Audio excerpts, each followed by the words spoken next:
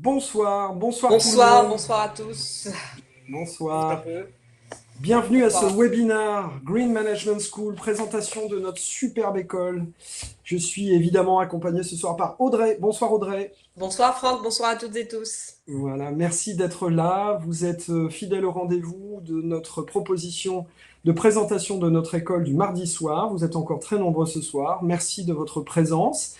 C'est très plaisant à nous de pouvoir discuter avec vous de partout pour vous présenter la façon dont cette école est née, la façon dont elle va fonctionner, dont elle fonctionne déjà, puisqu'on est avec un effectif qui est très très tonique et qui se dynamise de semaine en semaine, n'est-ce pas Audrey? Ouais, absolument. On voit plein de bonsoirs, vous pouvez nous dire d'où vous venez, c'est D'où, chouette. d'où êtes-vous tous ces bonsoirs? Est-ce qu'il y a pas Voilà, que du Paris? Il y a des non. gens. Est-ce qu'il y a des gens à Nice, tiens? À Pas tout à Monaco. fait. Bonsoir À Monaco. Monaco même, on Nantes, n'était pas loin. Toulouse, Nantes, Nancy, Nancy, génial. Toulouse. Ok, Quilan, c'est où Quilan? je sais pas où c'est Quilan. Seine-Saint-Denis, bravo, D'accord. Cergy, génial. Salut Monaco. Ok, cool. Ok, vous êtes nombreux. Très bien. Bien, l'objectif de... Montpellier, Aix-en-Provence, Quillan, c'est dans le sud de Ah, l'Aude. d'accord, très bien. Voilà. Garges-Sarcelles, je connais bien. C'est Ok. un peu plus près. École verte, ouais, super. Bon, alors, ça signifie que vous avez trouvé où est le chat. Déjà, Voilà. on a passé une étape importante, c'est où poser vos questions. Eh bien, exactement là. Bonsoir de Guadeloupe. Salut. Salut la Guadeloupe. Voilà. On a plein de choses à vous dire. Ouais, Plein de à choses à vous toi, dire. Franck. À Voilà, toi. on va commencer. Je vais commencer par le sommaire, si vous voulez bien. Vous aurez donc compris que vous pouvez poser vos questions tout en bas à droite de votre écran. Est-ce que tout le monde nous entend bien? Des fois, ça ratatouille un peu.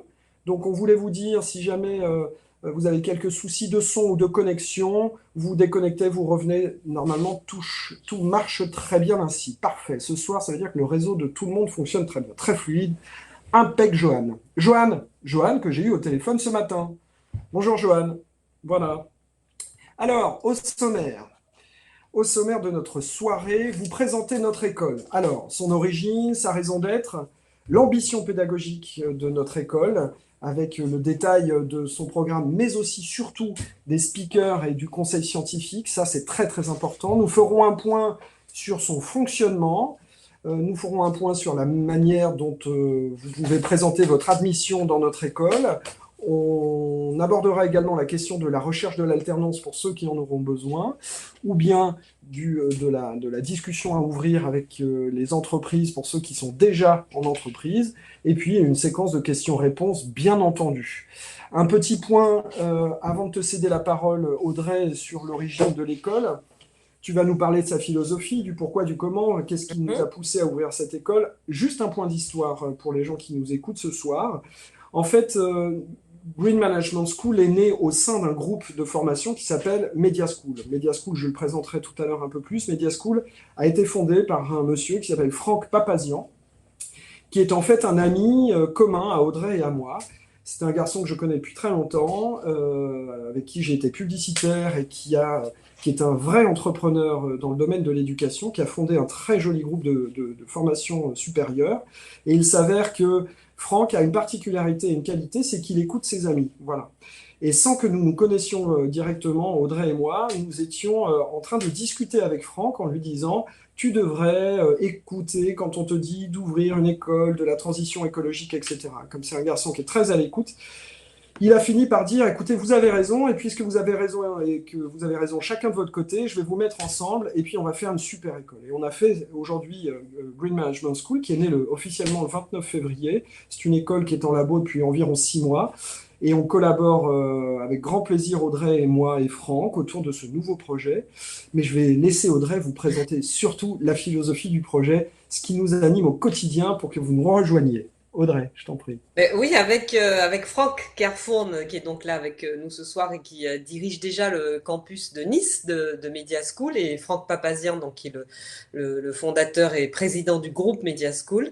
On a voulu créer une formation qui permette à des jeunes diplômés qui postulent pour leur premier emploi, à des responsables de collectivités locales, à des cadres déjà en poste mais qui veulent approfondir leur formation, de se former auprès des meilleurs spécialistes sur les questions liées à l'urgence climatique et à l'effondrement de la biodiversité.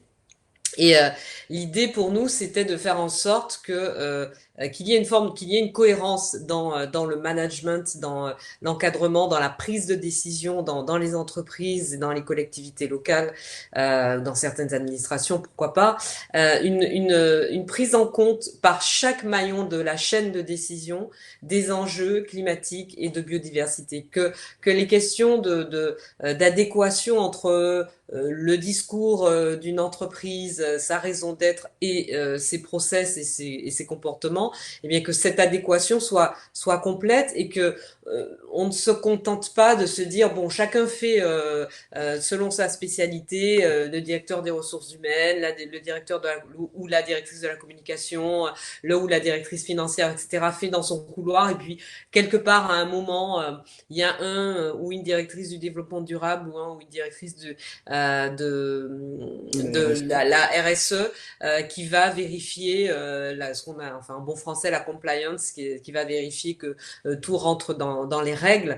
L'idée pour nous c'était de faire en sorte que chacun et chacune en position de décider dans une entreprise ou dans un lieu de pouvoir en général, de pouvoir exécutif, que chacun soit vraiment instruit, informé, imprégné des questions liées à l'urgence climatique et à l'effondrement de la biodiversité pour prendre des décisions à son niveau qui soient compatibles et pour qu'à la fin, l'ensemble de la chaîne de décision dans l'entreprise soit l'ensemble du cycle de vie de la décision soit éco-compatible. Et puis on a constaté aussi qu'il y avait chez les jeunes diplômés qui sont en train de terminer leur formation, parfois des formations très pointues, une vraie demande de connaissances, de vision globale de ces sujets-là, parce que beaucoup d'entre elles et d'entre eux, ces jeunes entrants sur le marché du travail, ont envie de rentrer dans une entreprise ou dans un service ou dans une administration dans laquelle ils trouvent du sens à ce qu'ils font. Beaucoup d'entre eux et d'entre elles sont très préoccupés par les questions liées au climat et à la biodiversité et voudraient en savoir plus pour être sûr de bien faire. Donc, de ce double constat, on a réfléchi tous ensemble et on est arrivé à l'idée de cette formation Master 1, Master 2, dont Franck va vous parler avec plus de détails, qui est une formation reconnue par l'État. Et qui permettra donc à nos étudiants en alternance, nos étudiants, que ce soit encore une fois des jeunes diplômés, que ce soit des cadres en formation continue, eh bien de recevoir une formation transversale sur les sujets liés au climat, à la biodiversité, aux limites planétaires, à l'agriculture, à l'alimentation, la consommation, les échanges internationaux. Tout ça sont et la justice internationale en matière climatique. Tout ça sont des sujets que nos enseignants vont approfondir avec eux. Absolument. En fait, ce qui caractérise l'école, c'est la nécessité de faire bouger les choses de manière très active. C'est un déterminisme tout à fait nouveau qui nous préoccupe. On veut être absolument enthousiasmant, mais en même temps extrêmement conscient de l'urgence dans laquelle il convient désormais d'agir. Nous avons une situation, un contexte qui fait nécessité. Le monde ne va pas bien, le système planétaire est défaillant. Beaucoup d'entre nous en sommes conscients, mais pas tout le monde encore. Et l'objectif, c'est un petit peu de lever une armée de gens qui vont véritablement transformer la société de l'intérieur, dans l'entreprise, dans les collectivités territoriales, dans les groupes professionnels, dans toutes les strates de la société, dans les groupements professionnels. Vous pouvez aussi agir à tous les niveaux de la société. On n'est pas uniquement une école qui visons l'entreprise, mais bien les collectivités, les groupements professionnels, les systèmes politiques. Tout le monde doit aujourd'hui être acculturé à cette transformation du monde qu'il est absolument nécessaire de mettre en œuvre. Alors, ce système durable à faire émerger, peut-être veux-tu dire un mot autour de cela, le cycle de vie dans l'entreprise, le cycle de vie des produits, peut-être peux-tu nous parler de cela, Audrey? Oui, c'est ce que je disais tout à l'heure, c'est-à-dire que il faut absolument que chacun, à son niveau de responsabilité dans l'entreprise, soit totalement imprégné de ces sujets-là et prenne des décisions Parce que aujourd'hui, qu'on soit directeur de la communication, directrice de la communication d'une entreprise, directeur ou directrice des ressources humaines, qu'on soit responsable des achats et de la supply chain, qu'on soit responsable de la stratégie, des finances, de la prospective, on est de toute façon confronté à ces sujets liés à l'urgence climatique et à la biodiversité.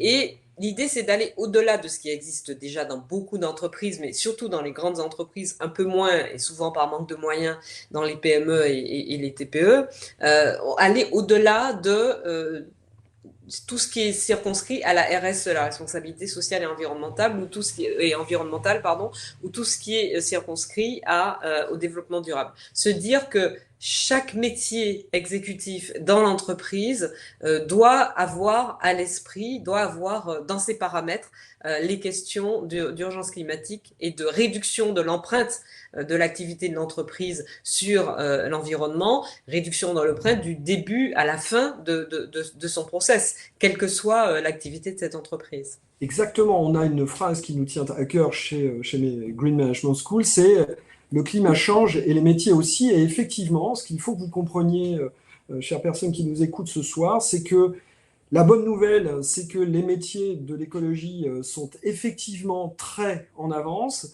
et qu'ils concernent absolument tous les secteurs d'activité. Il n'y a pas un secteur d'activité aujourd'hui qui peut éluder la question de la transition écologique et sociale. Et aujourd'hui, on parle bien sûr des domaines de l'industrie, de l'agriculture, de la construction, celui de la distribution, de la communication, celui de l'informatique, du digital. L'urbanisme est un sujet majeur aujourd'hui dans la transition écologique et sociale. Les collectivités, les ONG, les fondations, toutes les strates de la société sont adressées par cette nouvelle problématique qui est celle de la transition écologique et solidaire. Par ailleurs, les métiers qui émergent sont des métiers. Il y a un métier tout à fait nouveau qui est le manager de la transition aujourd'hui. On a connu celui de la transition digitale. SudDeWeb, une école du groupe d'ailleurs, a effectivement préparé des gens à la transition digitale. Aujourd'hui, c'est la transition écologique et solidaire. Et ça, c'est absolument clé que vous le compreniez. Il y a un métier qui existe, ou une dynamique qui existe depuis longtemps et qui, heureusement, compte déjà de nombreux cadres, c'est la logique de la RSE. Vous avez probablement entendu souvent parler de cela. La RSE, heureusement, et cette responsabilité sociale et environnementale est une discipline qui existe au cœur des entreprises depuis très longtemps, mais vous avez bien compris ce que dit Audrey. Pour nous, aujourd'hui, la RSE ne peut pas être cantonnée à une direction RSE faite d'une personne très motivée et d'un ou deux assistants, mais bel et bien à un projet RSE global dans l'entreprise. Chacun doit être aujourd'hui dans son activité teinté de RSE.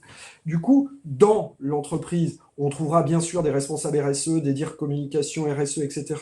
Mais pas seulement. Un RH, un responsable des achats pourra devenir RSE compatible, bien entendu. Un entrepreneur aujourd'hui qui décide de monter une compagnie, une activité nouvelle sur son marché, devra devenir un green entrepreneur. Un acheteur devra être un acheteur éthique. Et puis, il faudra aussi prendre en compte les questions de la valorisation des déchets au sein d'une entreprise.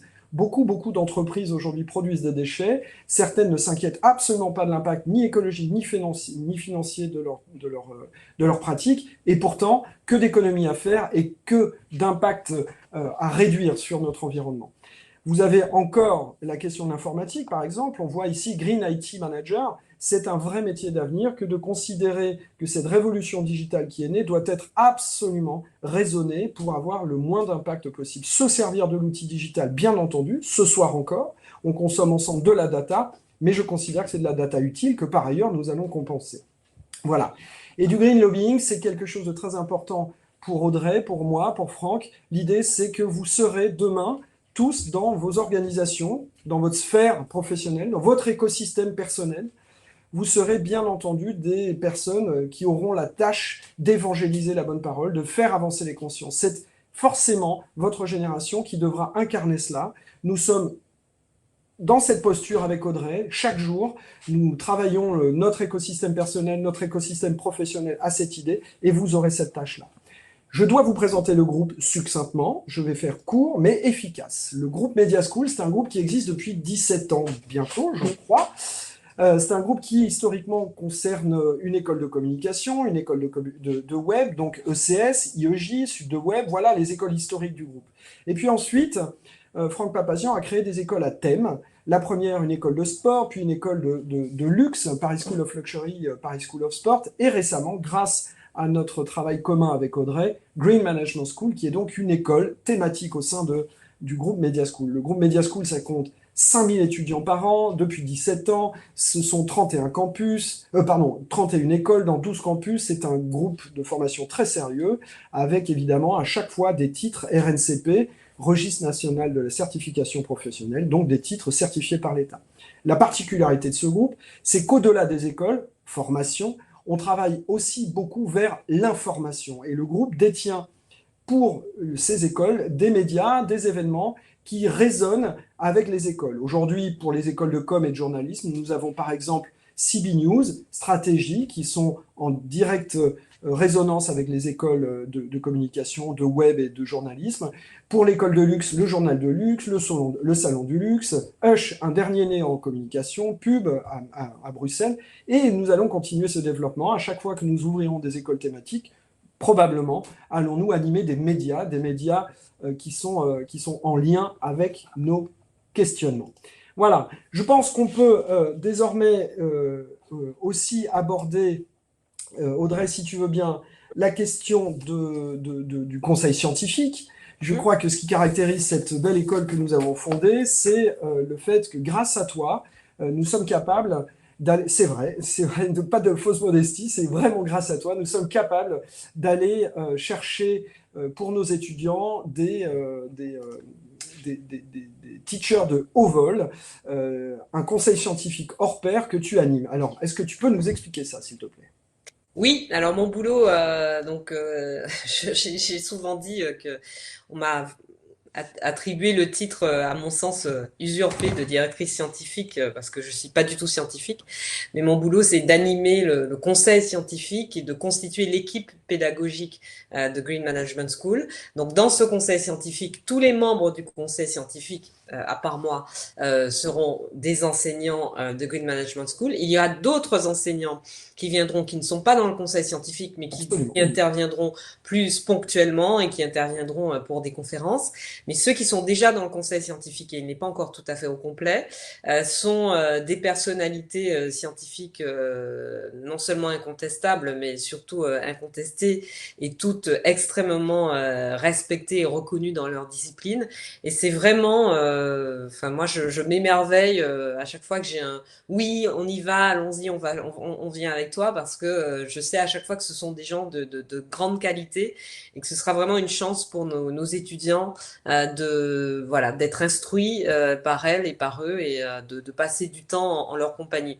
Alors on a avec nous le philosophe Dominique Bourg, qui est professeur honoraire de l'Université de Lausanne, qui est un grand spécialiste de la pensée écologique, de la démocratie écologique. Il a écrit un grand nombre d'ouvrages sur le sujet. Vous l'entendez souvent dans les médias. C'est l'une de ses spécialités, ce sont les limites planétaires et tout ce que nous devons engager pour, tenant compte de ces limites, faire en sorte que nos ressources, nos réserves durent le plus longtemps possible pour le plus grand nombre de personnes possible sur Terre. Sophie Swatton est avec nous également, philosophe et économiste, qui enseigne également à l'Université de Lausanne. Elle y coordonne un master en pratique de la durabilité. Elle est spécialiste de l'économie sociale et solidaire. Star des médias désormais, le spécialiste de géopolitique de l'environnement et des migrations François Gemène, chercheur qualifié à l'Université de Liège en Belgique, co-directeur de l'Observatoire Défense et Climat du ministère des Armées en France, enseigne également les politiques du climat et les migrations internationales à Sciences Po Paris, et il est également membre du GIEC. Et il sera aussi membre du corps enseignant de Green Management School.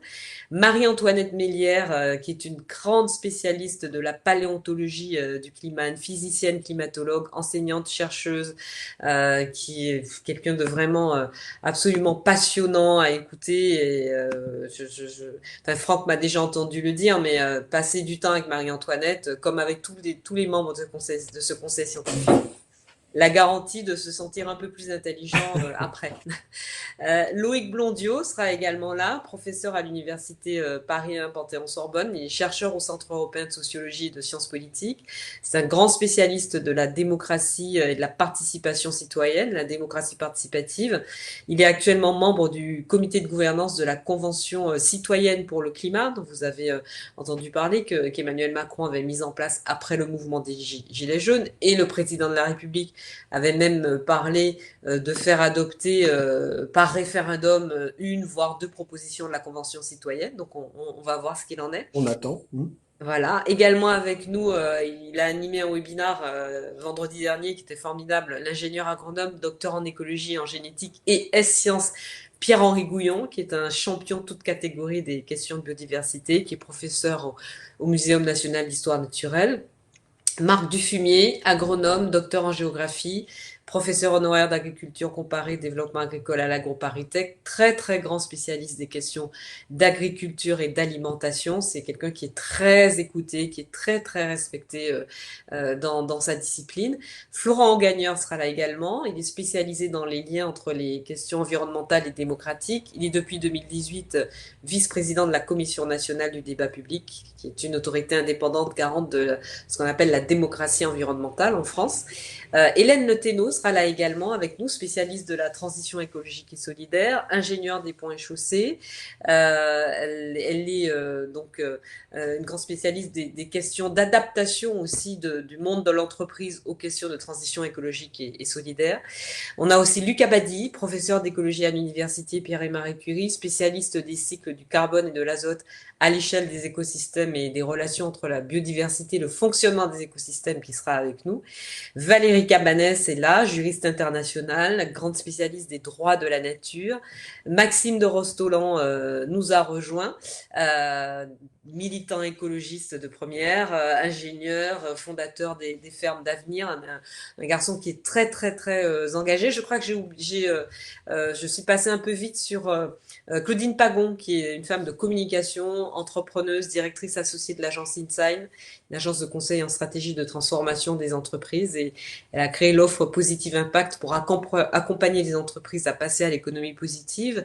On va encore enrichir ce conseil scientifique avec d'autres personnalités, notamment sur les questions de philosophie, de morale, d'éthique, même si tous ces enseignants en sont déjà très imprégnés et pourront vous donner des cours sur ce sujet.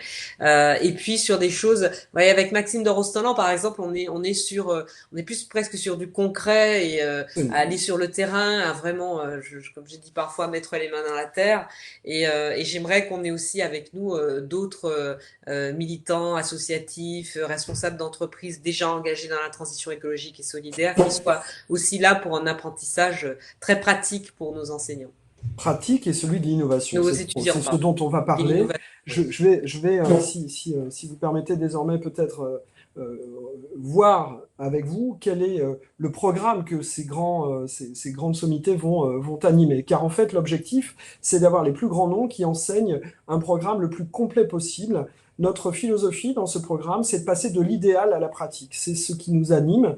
Donc le climat change, les métiers aussi. Et il est important pour nous d'activer des professionnels qui, bien sûr, nourrissent un idéal, celui de la mutation, de la transformation de notre société, mais en ayant une conscience de l'action dans le pratique au quotidien. Alors, l'idée, c'est quoi? Vous allez découvrir un programme qui n'est pas exhaustif là, on y travaille encore, il est encore de plus en plus détaillé chaque jour. On a une grosse réunion, Audrey, moi et Laurent, notre pédagogue designer digital. Voilà, on y travaille tous les jours et ce programme est en train de s'enrichir, c'est vraiment un bonheur. Vous allez voir 5 blocs qui vont passer sous vos yeux et que je vais essayer de détailler de façon à ce que vous compreniez la philosophie intellectuelle dans laquelle on souhaite travailler. D'abord et avant tout, rentrer dans ces questions, c'est faire preuve d'altruisme, d'empathie vis-à-vis de ce monde. Si vous êtes avec nous ce soir, c'est que de toute façon, vous êtes déjà dans cette logique d'observation du monde, d'écoute du monde, d'attention portée à ce monde. Donc, les outils d'analyse et d'observation de ce monde sont la socio, l'ethnologie, la politique, la géopolitique, mais aussi une certaine vision citoyenne, sociale et solidaire de notre monde. Vous n'êtes pas auprès de nous sans raison, et évidemment, nous allons tous ensemble développer une forme de communauté d'esprit autour de notre façon d'aborder ce monde. Maintenant, chacun des membres qui ont été présentés dans le conseil scientifique, chacun détient une expertise sur un sujet pointu. Et il est clair que tous les militants écologistes, que ce soit des activistes ou bien tout simplement des gens très actifs dans les entreprises, dans les collectivités, et qui font vraiment tourner la nouvelle façon de mettre en place le monde, de le remettre à l'endroit, chacun témoigne d'un truc très important, c'est qu'il faut savoir de quoi on parle pour être crédible. Il faut savoir de quoi on parle pour réussir à convaincre autour de soi et à emporter avec soi des confiances derrière l'organisation de nouveaux projets. Et bien donc, vous allez passer entre les mains et vous allez pouvoir écouter, savourer le savoir des experts dont nous parlions tout à l'heure sur une proposition de thématiques qui sont celles qui sont sous vos yeux. L'écologie, la climatologie, mais bien sûr la biodiversité. Je savoure encore la conférence que nous a fait Pierre-Henri Gouillon, que vous pouvez retrouver sur la chaîne YouTube de Green Management School. Nous avons tous les webinaires qui passent, qui sont archivés sur la chaîne YouTube. Donc, sur la biodiversité, c'était juste délicieux vendredi dernier. Nous allons parler d'énergie, c'est très important, cette thématique est essentielle pour la transition écologique. La modification de l'industrie dans son offre, dans ses fonctionnements, mais également le fait de nourrir les gens, l'agriculture, l'alimentation, la santé, ô combien importante, on le voit chaque jour. La question des transports, de la mobilité. On sait très bien et pertinemment désormais qu'on ne pourra pas fonctionner avec un système tel qu'il existe aujourd'hui. Chaque jour, on entend quand est-ce qu'on redémarre comme avant? Eh bien, j'espère jamais, et vous êtes probablement convaincus de cela. Il faut transformer les choses. L'éducation, très important. C'est ce que nous faisons vis-à-vis de vous, c'est ce que vous ferez autour de vous. L'éducation, comment emporter les gens vers une nouvelle façon d'envisager le monde et de le modifier. Nous travaillerons bien sûr la question du digital avec l'intelligence artificielle qui doit être au service de l'écologie, mais qui doit être aussi absolument maîtrisée, contrôlée dans son impact. Et puis nous parlerons finance. Comment flécher la finance sur les meilleurs investissements, ceux qui sont les plus vertueux. Donc, quelle est la finance vertueuse de demain? Voilà, l'empathie pour observer le monde, pour vraiment s'attacher à lui, l'expertise pour bien le percevoir, pour être capable de savoir de quoi on parle globalement et avoir une culture générale, développer ses humanités écologiques et sociales de manière très aboutie. Et puis, vous aurez besoin, à ce moment-là, de pouvoir prendre un peu de recul. Et pour cela, les outils du recul, on ne va pas se transformer en fac de philo, rassurez-vous, mais néanmoins, effectivement, pour être capable demain d'innover, d'engager des modifications structurelles profondes dans nos écosystèmes, il va falloir pouvoir prendre du recul sur la situation.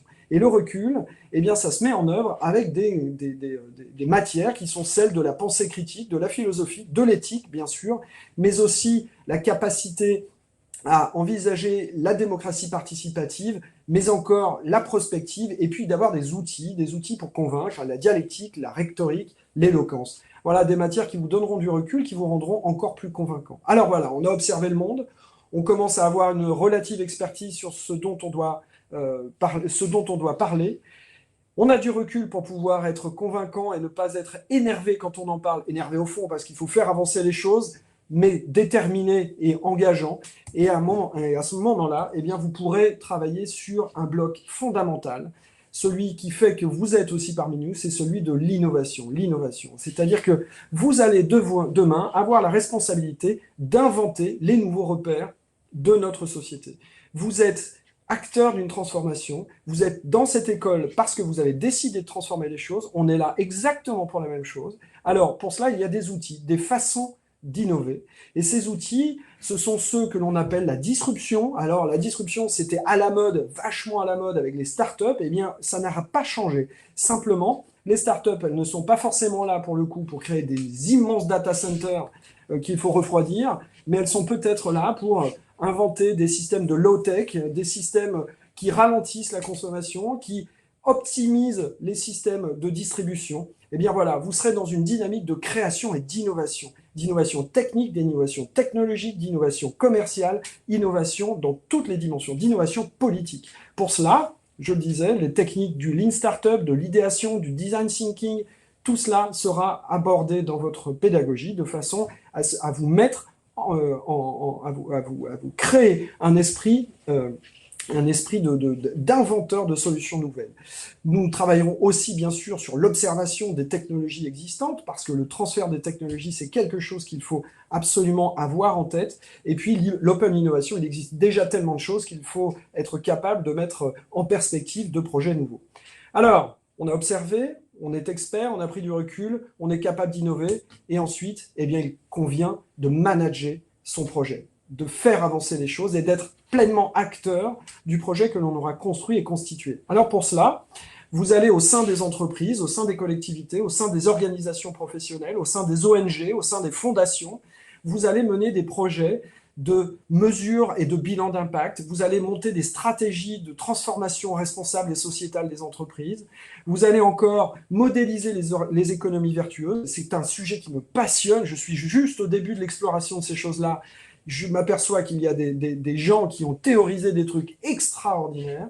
Donc l'économie vertueuse, aujourd'hui, on est sur des modèles qui datent d'il y a 50 ans, alors qu'on doit inventer les 50 ans à venir. Eh bien, Mais vous c'est les pour ça qu'on apprendrez a avec eux. Claudine Pagon avec nous. Exactement. C'est On a, exactement sa on, spécialité. on a vraiment aujourd'hui de nouvelles façons d'engager le business de manière beaucoup plus orientée sur trois bénéfices. Nous sommes l'école des trois bénéfices, d'accord? Le bénéfice financier, bien entendu, mais également social, également environnemental. C'est très important. Vous travaillerez, vous apprendrez à gérer une transition au sein d'une entreprise et d'une collectivité.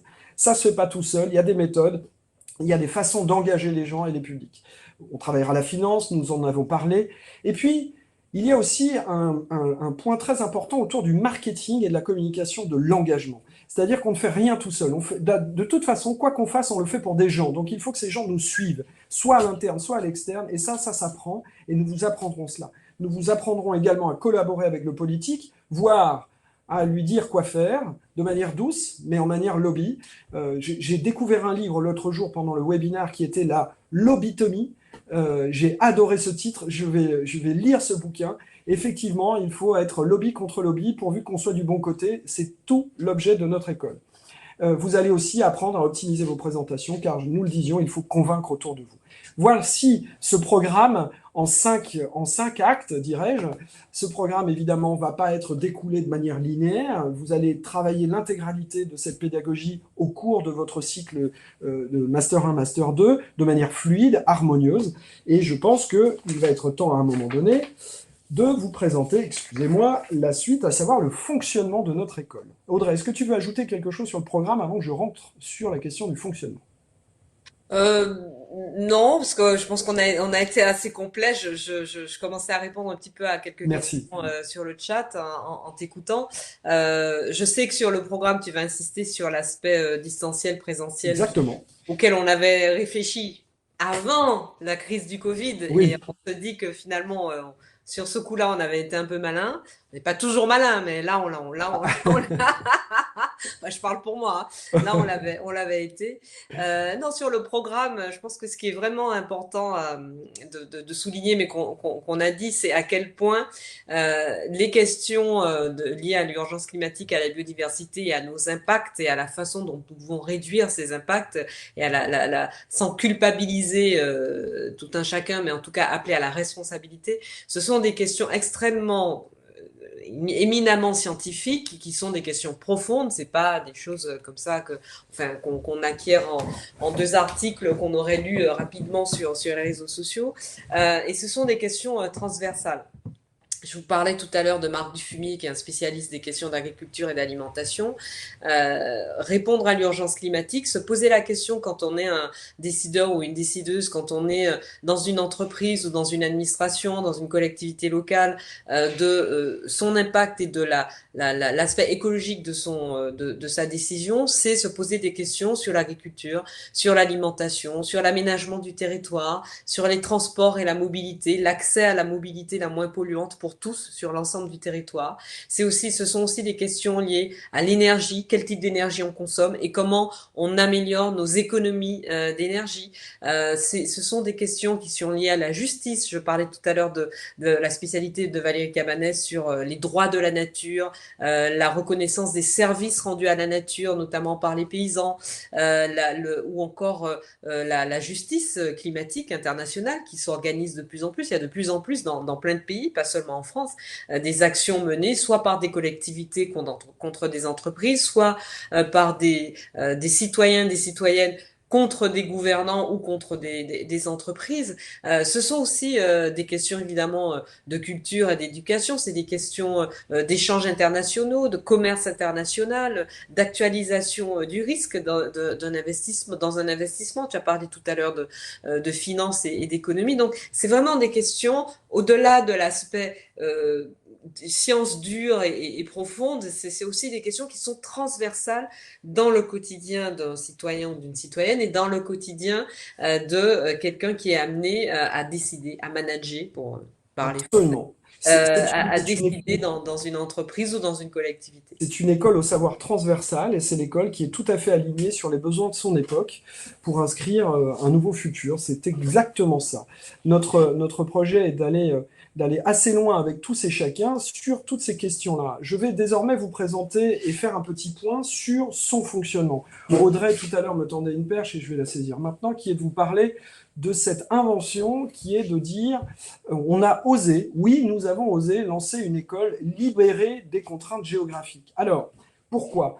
Eh bien, l'idée, elle est très simple. C'est-à-dire que vous avez aujourd'hui, sur un territoire comme la France, tout un ensemble de zones géographiques qui doivent être traitées et qui doivent être travaillées avec une nouvelle logique, celle de la transformation écologique et solidaire. Et cela ne concerne pas seulement les métropoles et seulement les zones où Media School est implanté. Il y a 9 campus Media School qui vont être concernés par Green Management School, mais si on s'attachait seulement à ces 9 villes, on ne ferait pas le job. Le job, c'est véritablement d'adresser l'intégralité du territoire. Premier point. Deuxième point, il y a beaucoup d'entre vous qui soit vivaient ici ou là, c'est ce qu'on a vu, et puis qui ont aussi très envie de travailler l'économie circulaire, l'émergence d'un réveil économique et écologique dans certaines régions, qui sont plus écartées en campagne, oserons-nous en dire en campagne, eh bien forcément, oui, aujourd'hui, nous avons besoin d'animer, de réactiver tout le territoire et pas seulement de nous concentrer sur les villes. De fait, vous avez envie de travailler loin des villes. Eh bien, vous pouvez travailler loin des villes et apprendre de la meilleure pédagogie néanmoins.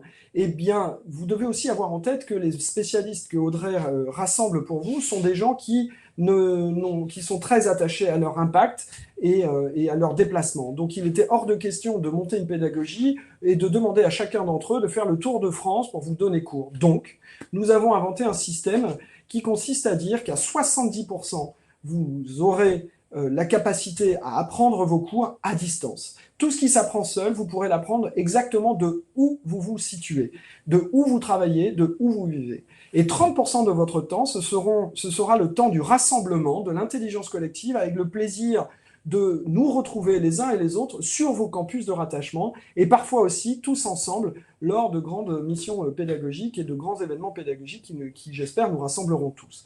Donc, vous avez la possibilité, en effet, d'étudier exactement de là où vous souhaitez travailler et vivre. Le deuxième point très important, c'est celui de travailler tout de suite, de ne pas traîner sur les bancs de l'école. Il est hors de question pour nous de faire que des gens qui soient en activité soient obligés de quitter l'entreprise pour revenir à l'école, pour ensuite repartir dans l'entreprise. C'est non. On veut que vous puissiez apprendre et travailler en même temps. Et pour ce qui est des jeunes gens qui vont nous rejoindre en poursuite d'études, eh bien pour nous, il est très très important que vous puissiez décider de commencer à agir et non pas attendre encore 2 ans sur les bancs de l'école.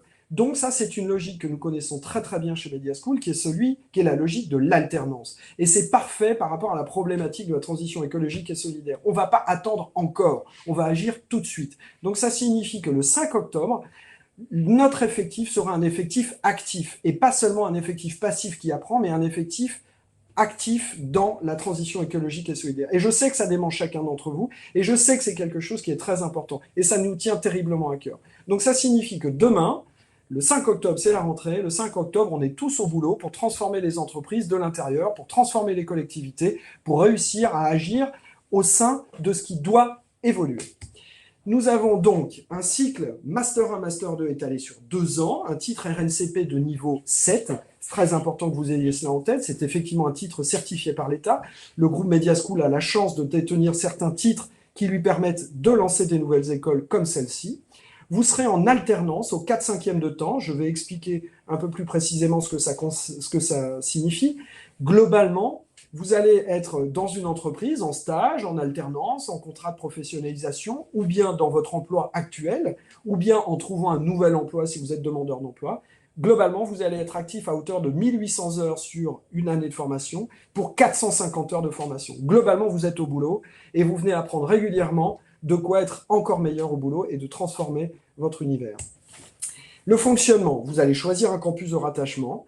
Voilà, vous aurez une fois par mois à rejoindre votre campus au plus proche de chez vous. Certains choisissent aussi d'être astucieux et de se dire tiens, j'ai de la famille là-bas, eh bien j'irai les voir une fois par mois.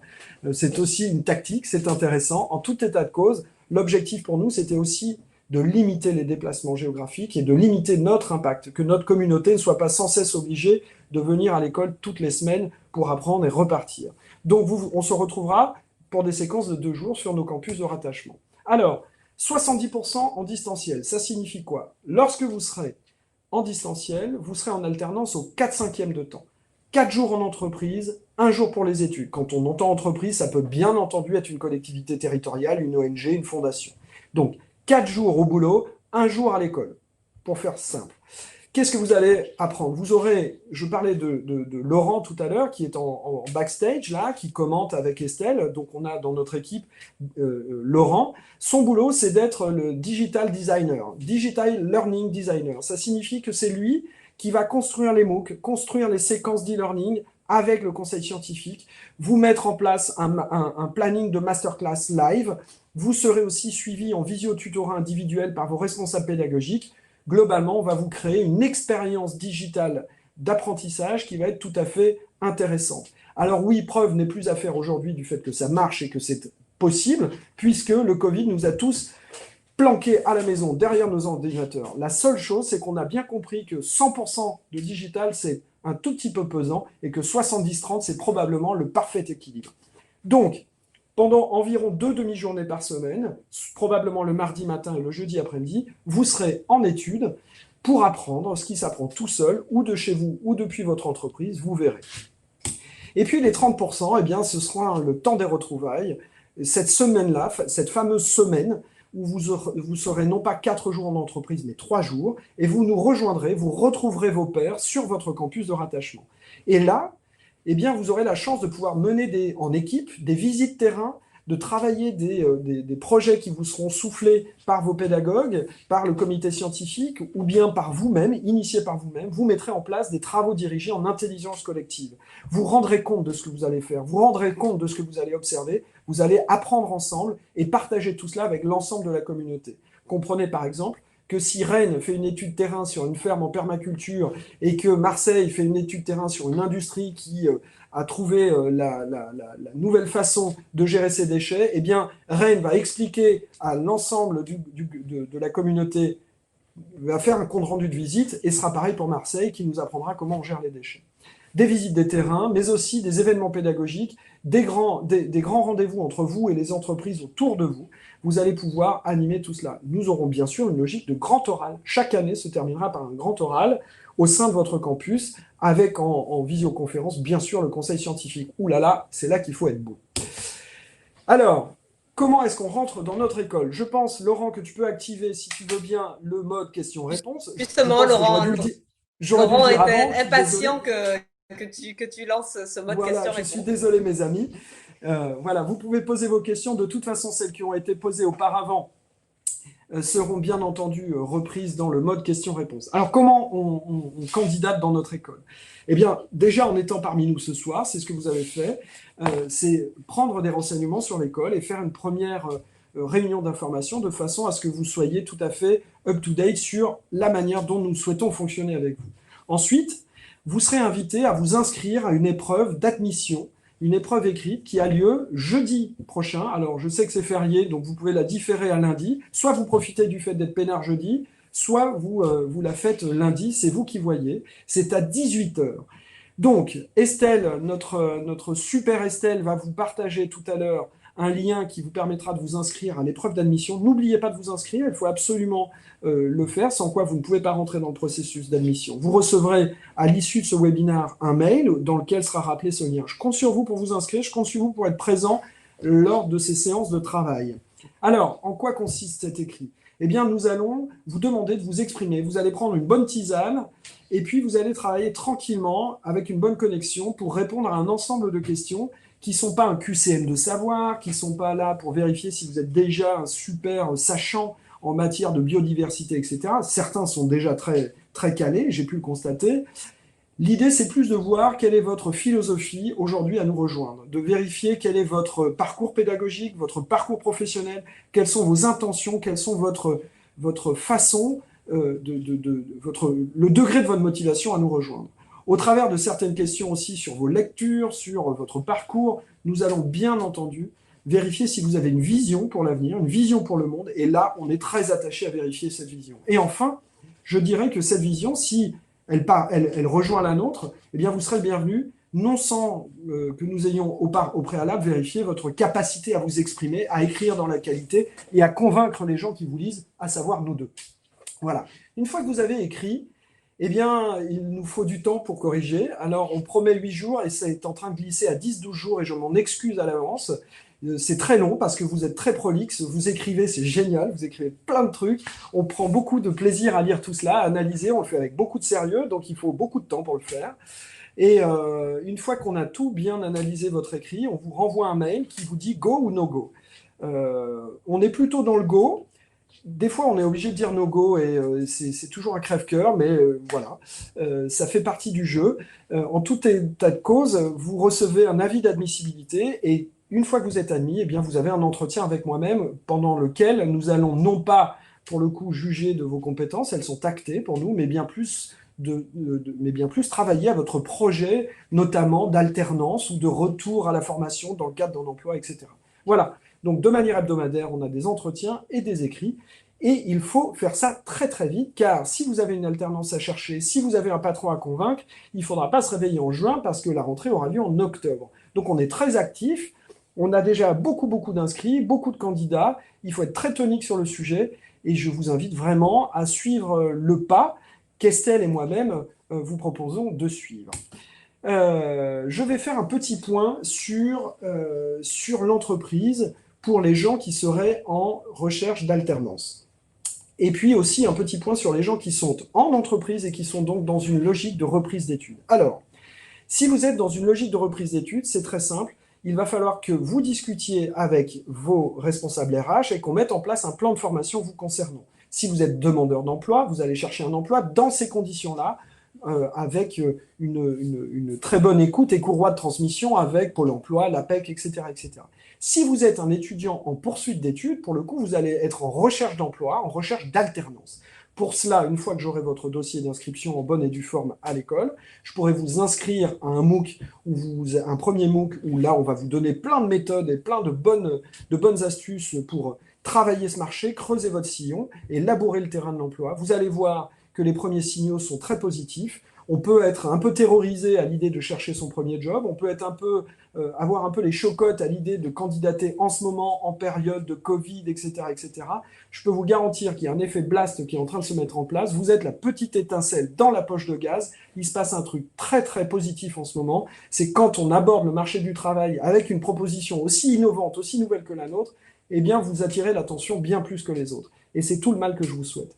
Alors, vous serez aussi en lien avec les responsables des carrière centers des campus. Si vous décidez d'être à Rennes, à Nice, à Marseille, à Toulouse, à Bruxelles, eh bien, à un moment donné, quelqu'un travaillera avec vous sur la base de son écosystème et sur la base des contacts qu'il a aujourd'hui sur son écosystème.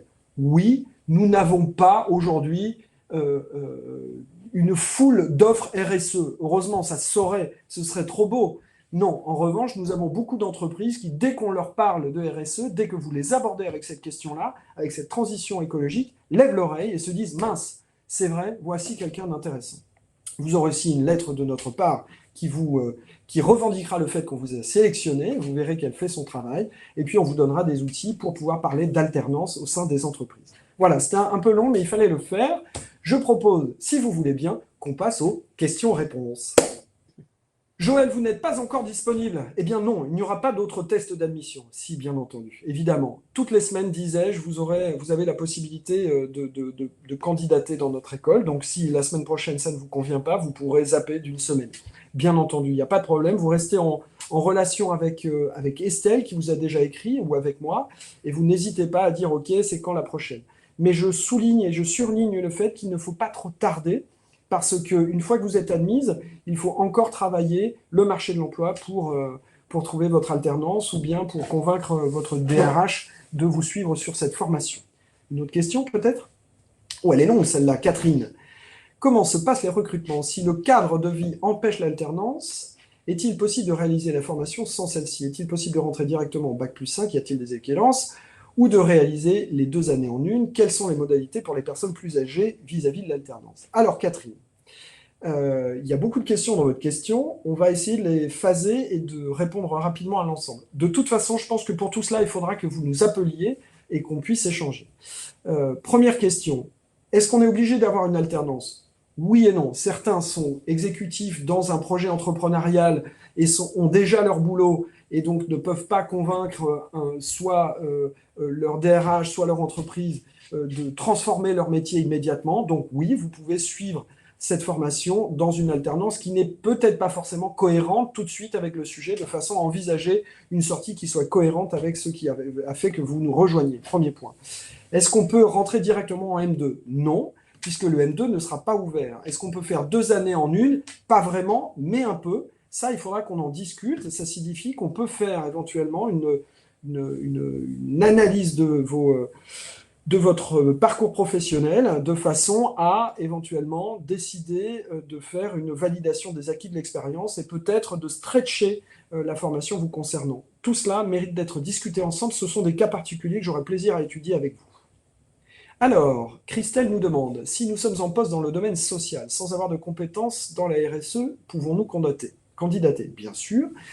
Alors, vous avez des obligations familiales, tout le monde. Y a-t-il des modalités d'enseignement à la carte où nous devons obligatoirement être présents tout au long de la formation? Christelle, c'est un peu ce que je disais tout à l'heure. C'est-à-dire que pour les exécutifs, pour les gens qui ont des contraintes, on peut éventuellement faire un parcours un peu spécifique pour certains et certaines d'entre vous. Mais ça mérite d'être étudié et chaque cas particulier mérite d'être traité. Il faudra qu'on puisse en discuter. En tous les cas, la réponse est oui en mode clignotant orange. Donc, c'est pas du tout un non et c'est un oui à l'étude.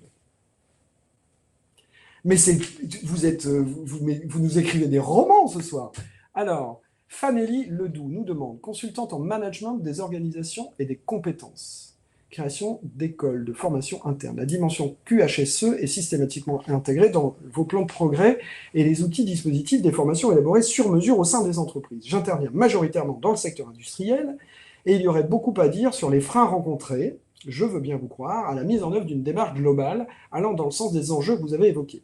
Je ne sais pas si vous allez évoquer ce sujet, mais je serais particulièrement intéressé par la question des leviers proposés, envisagés pour accompagner cette transition.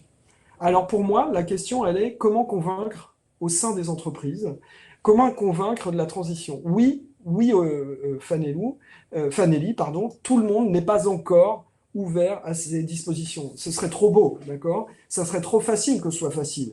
On sait bien que c'est un effort constant que de convaincre et de creuser son sillon et de convaincre autour de soi. Cette école est exactement celle qui va vous permettre d'associer un ensemble d'arguments, un ensemble de compétences pour pouvoir porter la parole au sein des organisations que vous allez rejoindre.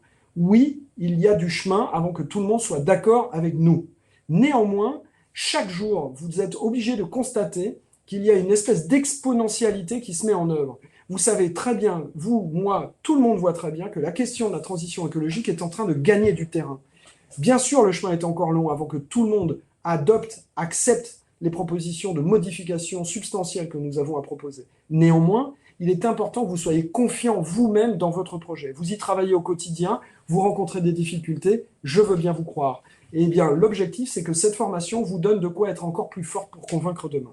Audrey, tu avais peut-être Ça fait Oui, longtemps que tu portes la bonne parole, alors je pense que tu as des tips à donner. non, non, ce que je voulais ajouter à ce que tu dis là, c'est qu'il y a en plus, pour beaucoup d'entreprises, il n'y a plus de choix aujourd'hui parce que il y a un certain nombre de réglementations et de lois et d'obligations qui sont faites aux entreprises qui sont entrées en vigueur, donc qui les obligent à s'informer sur ces sujets, à se mettre en règle. Et donc, s'ils ont des collaborateurs formés, ben, c'est évidemment beaucoup plus facile. Et puis, il y a une obligation aussi de résultats et d'image et d'adéquation, j'en parlais au début de ce webinaire, entre la raison d'être affichée des entreprises et leurs pratiques.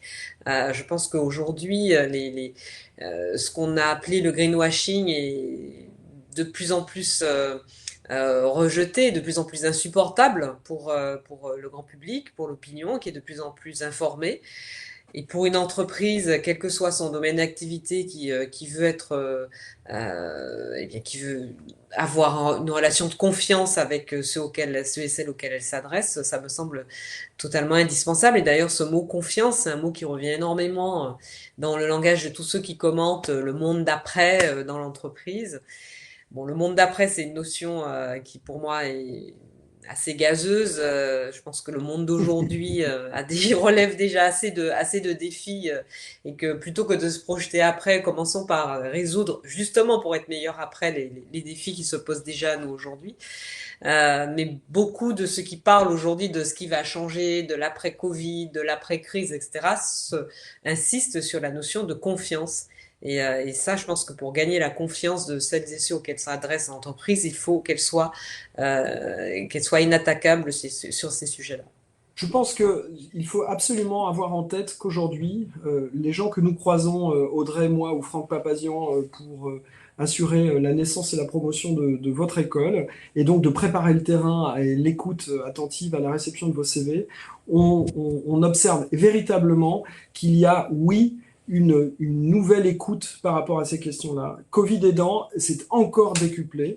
Il y a vraiment un effet viral de la prise de conscience des choses. Alors, ce qui se passe, c'est que, évidemment, bon nombre d'entreprises sont prisonnières de leur quotidien et ont du mal à envisager leur futur. Pourtant, elles vont bien devoir s'y inscrire, elles vont devoir le préparer.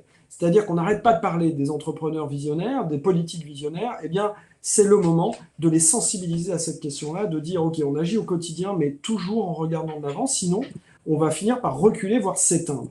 C'est des arguments que vous allez pouvoir aborder avec eux. Il faut que vous soyez très sincère, très engagé, très enthousiaste sur la promesse que vous portez. Vous allez voir que l'effet est quand même globalement assez étonnant, voire détonnant auprès des managers. Mais bien entendu, il reste du monde à convaincre.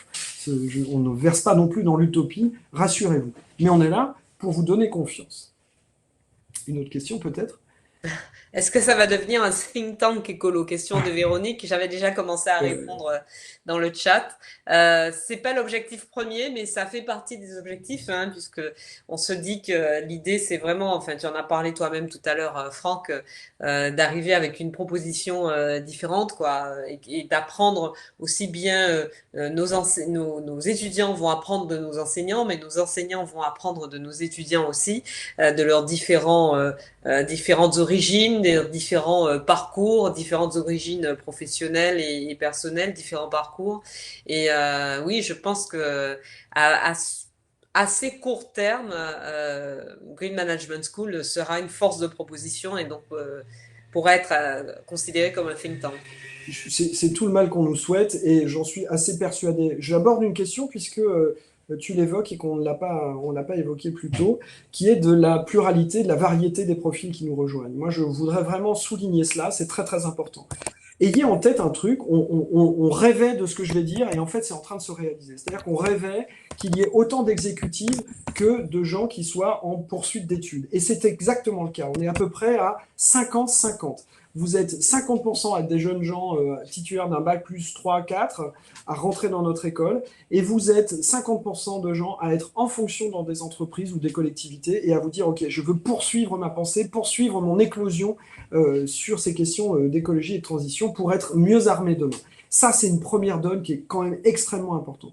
La deuxième, c'est que tous les profils que nous croisons sont extrêmement variés. Nous avons des géographes, des biologistes, des ingénieurs, des juristes, des profs, des directeurs d'école, nous avons des communicants, des commerciaux, nous avons des chimistes. Qu'est-ce que nous avons encore? Nous avons des urbanistes, nous avons des décorateurs, des designers, nous avons des gens qui ont bien compris que leur métier ne peut plus être le même et qui viennent chez nous chercher upload comme ça, quelque chose, une espèce de force nouvelle pour prendre leur métier en diagonale et agir sur la société qui est la nôtre aujourd'hui. Et ça, c'est absolument le rêve que nous nourrissions en fondant cette école et il est en train de se réaliser. Et ça génère quoi? Ça génère en fait une intelligence collective, une intelligence humaine qui relève du think tank, bien entendu. Parce que lorsque vous associez autant de talents autour d'une problématique aussi importante, quand vous avez un conseil scientifique qui anime et qui enseigne des gens avec autant de pluralité, eh bien forcément quelque chose de magique devrait en sortir. Magique, on n'est pas des magiciens, pardon, le terme est un peu idiot, mais en tous les cas quelque chose d'extrêmement efficace et d'extrêmement efficace. Je pense que ce serait bien le terme, si on pouvait taxer d'efficacité, ça m'irait très très bien, plutôt que d'utopie. Voilà. Alors, Lydienne Colette nous demande, ma question porte sur le déroulement de l'alternance. La phase pratique se faisant en entreprise, est-ce l'entreprise d'accueil qui finance la formation? Si oui, quelles sont les autres modalités de financement? Alors, Lydienne, oui, c'est l'entreprise qui finance votre formation. Lorsque vous êtes, c'est le principe de la formation professionnelle. Le principe, c'est qu'une entreprise investit sur son salarié, investit sur un salarié qu'elle recrute ou un salarié en poste, investit sur le fait qu'elle va lui apporter des compétences nouvelles demain. Nous sommes fournisseurs de compétences, vous êtes le porteur de ces compétences et l'acheteur, ça doit être l'entreprise. Ça signifie que le premier geste RSE d'une entreprise, c'est de recruter un de nos élèves. Premier point.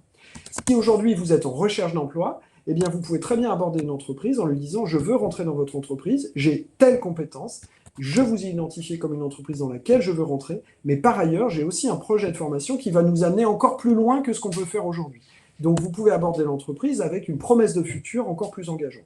Et là encore, c'est l'entreprise qui doit financer votre formation. Après, il existe des dispositifs plus individualisés en fonction de votre situation personnelle, avec l'APEC, avec le Pôle emploi, avec les régions, etc.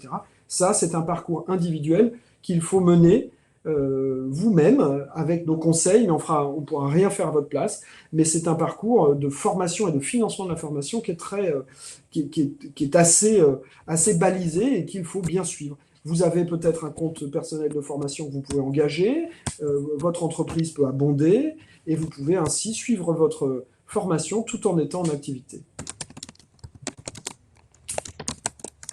Et oui, Leïla, absolument, vous êtes les pionniers de cette école. Combien d'étudiants? Alors, nous pensons que nous serons entre 80 et 120. Ça fait une grosse fourchette. En fait, nous avons un objectif de première rentrée à 100 et on sera probablement plus. Voilà. On a ouvert le 29. On a déjà plus de 40 étudiants inscrits, plus de 70 candidats qui sont parmi nous. Oui, je pense qu'on fera 100-120 étudiants répartis sur toute la France et ce sera formidable. On sera peut-être plus. Après, il faut que je tienne bon sur le fait de corriger dans les temps, etc. Mais on est épaulé, on est quatre à faire cela. Donc, je pense que ce sera une très belle école dès la première rentrée. Et c'est plutôt une fierté, normalement, d'être la première promotion d'une école avec autant d'ambition. En tous les cas, vous serez notre promotion chouchou. C'est obligé, la première, c'est obligé. Il va falloir qu'on lui trouve un nom à cette promotion. Exactement. Ça, c'est ton boulot, Audrey. Ouais. Ou alors, c'est le leur. Non, moi, je vais faire des propositions que je vais soumettre au vote. Et c'est à eux de trouver, exactement. Le M1 est-il un tronc commun? Le M2? Oui, absolument, Lydienne. On aura une logique de spécialisation en M2. C'est-à-dire que pour le moment, on est en tronc commun sur le M1 et le M2. On a un programme global. Mais je sais que dans l'année du M1, on va travailler à ce que certains cours du M2 puissent être sweepés au profit d'autres cours. Vous allez pouvoir faire un tout petit peu de formation à la carte en M2 en fonction de sujets qui vous auront plus intéressé. Pour le moment, c'est à l'étude. Ça, évidemment, c'est ce qu'on a en tête. Green School a des tuteurs obligatoires si parcours en alternance. Leïla, oui, oui, c'est cela. L'idée, c'est que vous travaillez dans une entreprise avec quelqu'un qui vous fait confiance. Soit quelqu'un qui vous forme, quelqu'un qui est déjà rompu aux logiques de RSE, qui est déjà dans le développement durable, dans la transition écologique, etc. Auquel cas, vous avez un mentor. Soit eh bien, vous avez aussi la chance de rentrer dans une entreprise qui décide que vous alliez mettre l'entreprise en marche ou la collectivité en marche sur cette modification substantielle de son activité. Donc, du coup, vous avez plutôt un référent, un manager qui a très envie de vous voir lui apprendre des choses et modifier des choses avec son concours. Donc oui, vous avez un tuteur, c'est ce qu'on appelle un tuteur.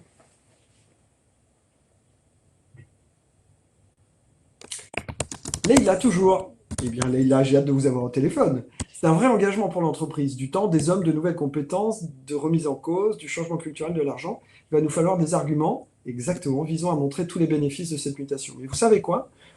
En fait, les arguments, et Leïla, ils se trouvent tout seuls, parce que c'est des arguments de bon sens. Aujourd'hui, il faut juste réussir à engager une discussion sincère avec les gens. Soit on se projette vers l'avenir, ce qui est le rôle de l'entrepreneur, ce qui est le rôle du politique, ce qui est le rôle de chacun, soit on s'enferme dans un présent qui est mortifère. Donc, à partir du moment où vous êtes convaincu de ce que vous avez envie de dire, de ce que vous avez envie de défendre, vous êtes assez difficile à contredire. Après, si la personne qui est en face de vous a décidé d'être comme ça vis-à-vis de vous, vous n'y pouvez rien, son tour viendra une prochaine fois. Et vous tournez les talons et vous allez trouver quelqu'un d'autre. En tous les cas, aujourd'hui, on ne peut plus rester dans l'état actuel des choses. Il faut avancer. Et si vous êtes convaincante et convaincu, vous y arriverez. En tous les cas, on sera là pour vous aider. Nancy. Bonjour, actuellement en cours de création d'entreprise, bravo Nancy, j'aimerais suivre la formation sans alternance pour travailler sur mon projet. Bien entendu, c'est possible. L'autre fois, j'ai dit dans mes bras. Ben oui, évidemment, ce genre de projet est complètement cohérent avec notre école. Complètement. Et du coup, vous allez utiliser votre formation pour booster votre entreprise. Bien sûr, c'est possible. Bien sûr, Nancy. Nancy Flora.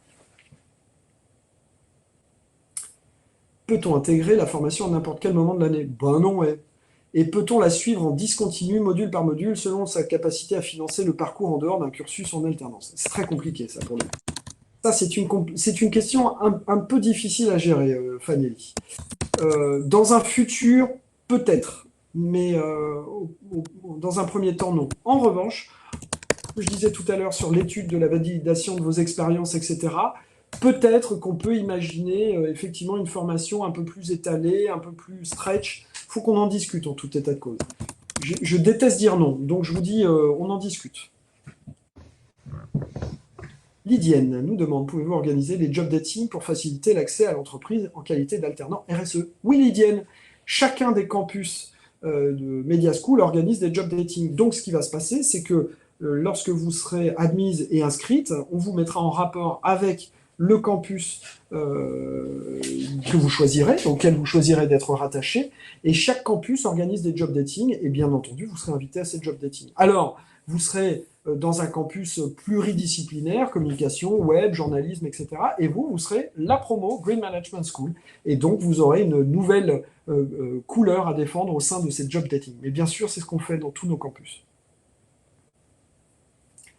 J'ai un bac plus 5 en droit et une carrière dans la communication. Très bien. Mais j'ai l'impression de ne savoir rien faire pour autant. Un Mais cadre, non, comment ça? l'école peut-elle... Mais personne ne sait rien faire à ce moment-là. Mais bien Un cadre sûr, tout le pratique monde a pour du être talent. efficace ou est-ce encore très théorique? Très bien, Véronique. Ça, c'est une chouette question. Si vous avez regardé le programme tel qu'on l'a décrit tout à l'heure, vous avez un bloc théorique de l'idéal à un bloc très pratique de l'idéal à la pratique. Nous sommes l'école de l'inspiration et de l'application. Vous allez être inspiré par des grands scientifiques, on va partager sur des visions de modification des sociétés, et très vite on va se mettre au travail grâce à nos matières liées à l'innovation et au management. Il est hors de question qu'on soit juste des caresseurs de rêves. Je veux une école extrêmement pratique. Audrey a décidé de s'investir dans cette école parce qu'on lui a promis que vous étiez tous des sacrés bosseurs et qu'on allait transformer pour de vrai la société. En fait, il faut arrêter d'être juste dans la théorie, je suis bien d'accord avec vous, il faut désormais être hyper actif. Mais on a besoin de théorie, on a besoin d'être éclairé. Donc, de l'idéal à la pratique, c'est clairement une intention forte au sein de l'école.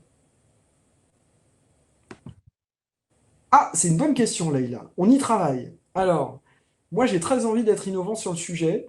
Alors, voilà, ça va être innovant. Voilà, je dis rien, je dois en discuter encore On est en demain. plein dedans. Voilà, je dois encore en discuter demain avec Audrey, et Ouais. avec Laurent et avec Franck Papazian. Euh, Globalement, je pense que on va être dans une logique. De toute façon, tous les cours vont être rythmés par des évaluations de compréhension au fil de l'eau, qui ne donneront pas tant lieu à des notes qu'à des évaluations de est-ce qu'on a compris ou pas, etc., etc. Oui, ok, c'est acquis non acquis, vous voyez, comme nos enfants à l'école en fait. Je pense on va être beaucoup plus dans une logique de acquis non acquis. Et puis, effectivement, après, vous aurez des travaux communs, des productions d'intelligence à défendre en groupe ou individuellement, votre grand oral de fin d'année. Et là, pour le coup, effectivement, au-delà du acquis non acquis, on dira diplômé, pas diplômé, avec une gradation de la satisfaction, une gradation des félicitations. Mais j'ai pas très envie qu'on rentre dans une logique de dire t'as 12, t'as 13, t'as 14. Si je peux m'en affranchir, je le ferai. Maintenant, d'abord, je suis pas seul à décider, et puis aussi, on a des contraintes liées au juridique de notre évaluation du titre RNCP. Mais je pense qu'on doit pouvoir innover sur le sujet, et j'en ai bien l'intention. Et globalement, c'est plutôt un contrôle continu que des sessions d'examen. Mais non, Leïla, je vous ai répondu. Relis Je la vous ai question répondu. parce que tout le monde ne la voit Trouver pas. une entreprise en 2020 qui s'engagera sur une mutation sera difficile à trouver. Allez, Leïla, avec moi. Non, non, ce ne sera pas difficile. Je vous assure. Ça n'a jamais été facile de trouver un job, hein. Ça serait bien, bien idiot de le croire. En revanche, je pense que si vous êtes aussi déterminé que nous, vous allez réussir à pousser la décision en votre faveur. Vraiment. Vraiment. Moi, ça fait. Alors, Audrey, elle aime bien quand je raconte ça parce que, en fait, moi, je suis directeur d'un campus depuis 5 ans, du campus de Nice. J'ai 250 étudiants et j'ai 160 étudiants en alternance. Au début, ma première rentrée, j'étais aussi flippé que mes étudiants. Alors, j'ai mis toutes les chances de mon côté, je les ai formés, je les ai coachés, j'ai labouré le terrain avec eux, etc. Et je me suis aperçu que ça marche bien. Alors oui, bien sûr, euh, trouver un travail, c'est toujours un peu angoissant comme démarche. Mais moi, j'ai fini par avoir moins peur que vous. Parce que je vois que ça transforme. Et je peux déjà vous dire que les premiers inscrits, là, on a plus de 40 inscrits, eh bien, on a déjà des retours très positifs et des gens qui viennent de trouver des alternances, dont certaines qui sont assez savoureuses d'ailleurs. Et, euh, et voilà, c'est un projet à mener, c'est un gros engagement à avoir. Il faut être un peu pitbull dans l'âme pour trouver un job et pour réussir à transformer une intention d'embauche en une intention RSE, développement durable, etc. Mais je pense que si vous êtes fermement convaincu de ce que vous voulez apprendre et faire, vous y arriverez. Alors Valérie, pour quelqu'un déjà en poste, c'est un contrat de professionnalisation qui est signé avec l'entreprise. Pas tout à fait. Ça s'appelle un plan de développement de compétences. Voilà. Donc c'est votre contrat de travail qui évolue en fonction d'un plan de développement de compétences, mais globalement c'est la même chose. C'est-à-dire c'est une alternance, c'est votre emploi qui évolue avec du temps donné à la formation et un financement de la formation. Le test portera sur quel domaine? Olivier Victor. Alors, j'expliquais tout à l'heure que le test écrit, en fait, est là pour mesurer, enfin, pour vous rencontrer d'abord, pour vous faire vous exprimer sur votre parcours pédagogique, votre expérience professionnelle, de façon à ce qu'on vous connaisse mieux. Ensuite, vous aurez des tests, des questions qui seront liées à vos nourritures intellectuelles, à votre vision professionnelle, à votre vision pour le monde, à votre capacité à avoir une vision prospective de la transformation qu'il faut absolument opérer. Donc on va voir en fait si vous êtes armé de belles et bonnes intentions, si vous avez des suggestions à faire pour transformer le monde. Et puis au passage, on va vérifier vos compétences en expression et en qualité comment dirais-je, d'argumentation. Voilà ce qu'on va surtout valider chez vous.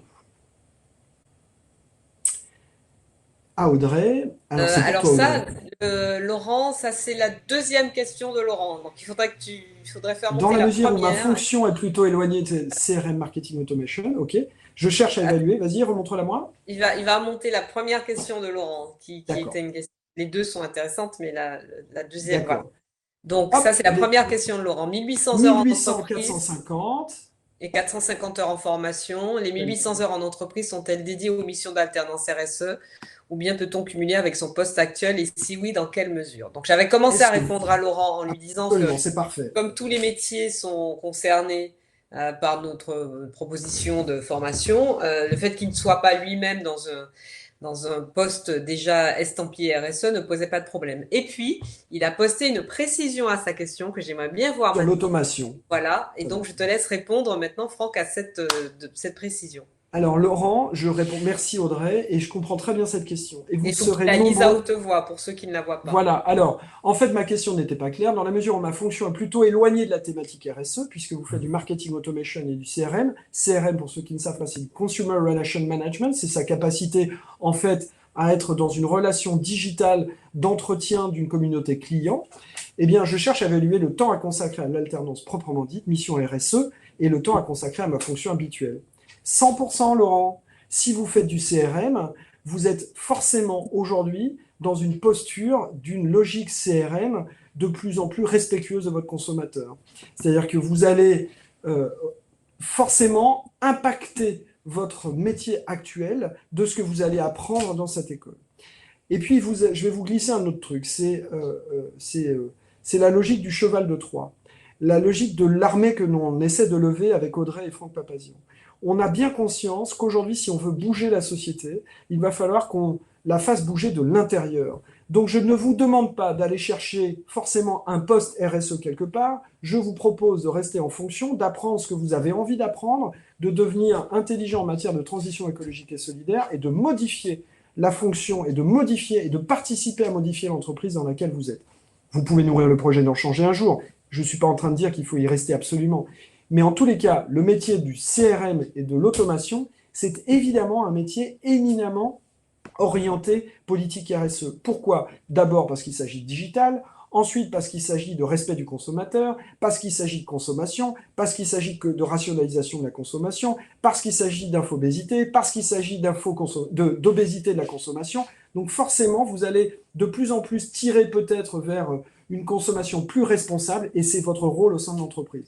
J'ai aucun problème à ce que votre alternance s'exécute sur ces questions-là. Voilà. Nous-mêmes avons une logique CRM et automation à l'école, pas tellement automation. Vous remarquerez quand vous êtes en relation avec nous que c'est très humanisé. C'est Estelle, moi ou Laurent qui répondons. Donc c'est pas automatique. Mais néanmoins, on a une logique CRM et on fait attention à ce qu'on fait. On essaye au maximum de faire attention. Voilà. Elle me tend des pièges, Audrey. Mais non. C'est Laurent. Voilà. Alors, Estelle, merci beaucoup pour les précisions. Dernière question pour moi. Le prix noté sur le site est-il par an ou pour les 2 ans? Par an. Par an, Marina. Voilà, et la réponse d'Estelle, 6 920 si vous devez financer votre formation tout seul, 7 965 si c'est dans le cadre d'un contrat de professionnalisation, d'alternance avec une entreprise. Voilà. Ce qui en fait une école tout à fait middle price. Vu la qualité pédagogique que nous vous proposons, je peux vous assurer il y avait une vieille pub Fiat qui disait il y a moins bien, mais c'est beaucoup plus cher. C'est exactement ce que je pense concernant Green Management School. Alors, un BTS MUC. Très bien, Marina. Ok, 7 ans d'expérience dans la vente, 3 ans dans la logistique. Est-il possible d'intégrer directement la formation? Faut-il faire une licence? Si tel est le cas, laquelle? De plus, si nous sommes déjà salariés, doit-on faire d'autres stages et peut-on tout faire à distance? Alors, je vais dire oui à tout, Marina. Ça tombe bien, c'est ce que vous souhaitiez entendre. Un BTS plus 7 ans et 3 ans d'expérience, ça nous permet probablement d'avoir à votre égard une logique de validation des acquis de l'expérience. Donc ça, c'est un dossier particulier sur lequel je vais travailler avec vous pour éventuellement vous proposer en effet un parcours de formation M1, M2 qui serait anticipé d'abord d'une évaluation de votre expérience. Qui plus est, ça vous permet, ça vous ne le savez pas, mais avec un bac plus 2 et donc pas un niveau licence, ça vous permet peut-être de jouer le truc dans votre entreprise de manière très maligne, mais je vous en parlerai au téléphone, avec un contrat spécifique dans ce cas-là.